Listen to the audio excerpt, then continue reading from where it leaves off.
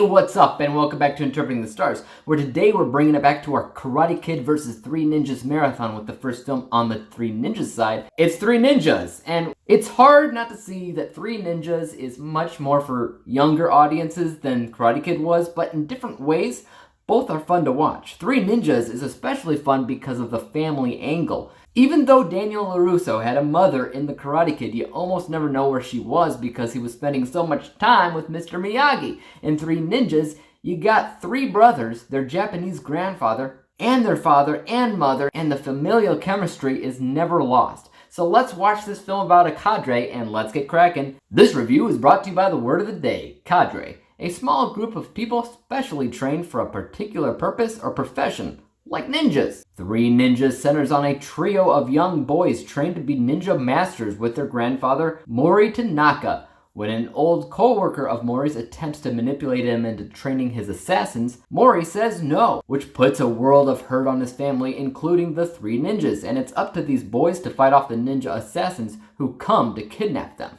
There's nothing serious about this movie at all. It is plain and simply a very family-friendly film. So if you don't like those types of films, I can tell you right now, this isn't for you. But what makes this family-friendly film so fun is these kids and how they were cast. Because not only do they have a lot of fun chemistry with one another, they were also actually trained in martial arts before they were cast in this film. And if I'm not mistaken, I think they're still in martial arts to this day. And even though a huge chunk of this movie is just silly fun, there's an air of authenticity to how these kids actually perform their stunts and their fight choreography, which is what I think helped make this film really memorable and really popular. To be completely honest with you, I think the kids themselves shoulder a lot of the responsibility here because they're the best part of the movie, bar none. Nobody else, not even Grandpa Mori, is as good. Visually speaking, Grandpa Mori is charming, he's likable, he's believable as their grandfather, but we all know the guy can't actually fight worth crap. Anytime his character needs to fight, it zooms out like a quarter mile away, so you can't actually see who's doing the stunt work. Grandpa Mori, he moves around relatively slowly because he's older, and his stuntman, who is trained in martial arts, moves around at lightning speed. And you know darn well it's not the same guy. But do you really care? I mean, really, it's a family film and kids aren't really going to be able to tell the difference.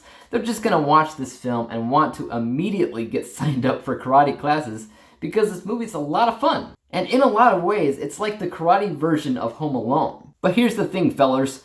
The bad guy's motivation, it doesn't make a lick of sense. Let me try to explain it to you real quick.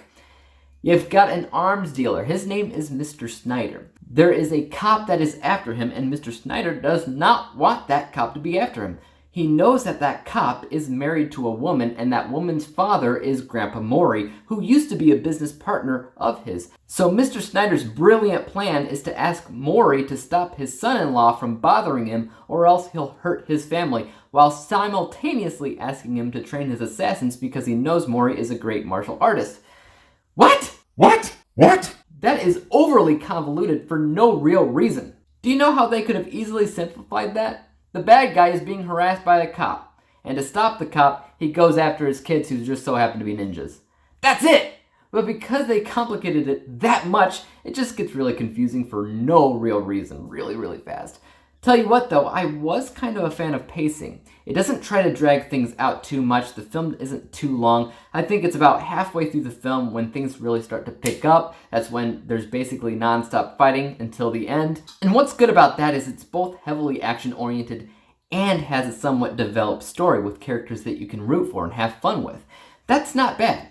But I mean, at the end of the day, it's still a family-centered film. It's a lot of fun to watch, but nothing to really write home about. It has quite a few technical imperfections here because it was never really trying to be anything fancy or memorable. Like I said, you can tell when stuntmen come in and replace the actors. You can tell when certain acting is silly. And it really just has a ton of areas in the writing and behind the scenes categories where it's just nothing special, which is why my unbiased score is 68%, which isn't exactly horrible, but could have been a lot better. Meanwhile, this is just a fun movie that you'll probably have nostalgia with if you saw it as a kid. So my bias score is a lot higher at 86%, averaging everything out to a final score of 77%, 77 out of 100 possible stars, granting Three Ninjas with a letter grade of C+.